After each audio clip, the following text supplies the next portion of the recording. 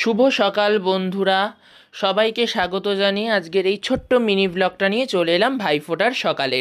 তো তোমাদের আমি আগের ভিডিওতেই বলে রেখেছিলাম যে ভাইফোঁটার সকালের ভিডিওটা নিয়ে খুব শিগগিরই আসছি। তো যাই হোক, আজকে কথা রেখে আজকে ভিডিওটা নিয়ে ফাইনালি চলে এলাম।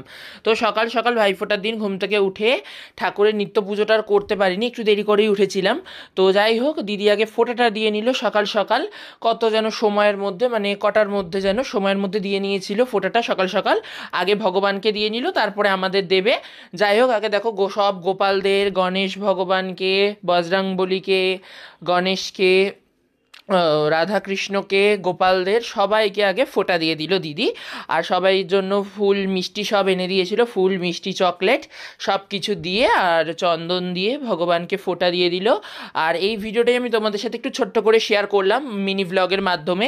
বড় ভিডিও আর আমি আলাদা করে করিনি, যেটা সত্যি কথা, তো সেই জন্য আর বড় ভিডিও শেয়ার করিনি।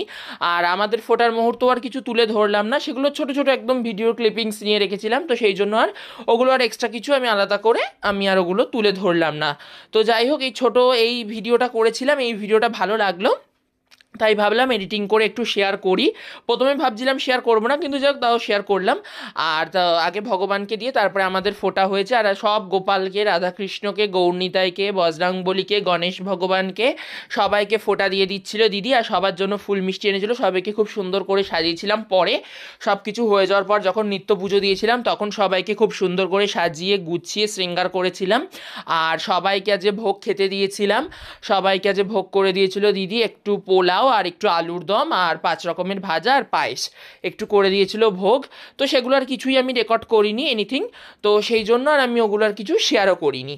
যাই হোক, তো যতটা পারলাম ছোট্ট ভিডিওর মধ্যে শেয়ার করলাম। ভিডিওটা কেমন লাগলো অবশ্যই কমেন্ট করে জানিও, আর আগের ভিডিওগুলো যারা দেখোনি দেখে নিও। সবাই ভালো থেকো, টাটা।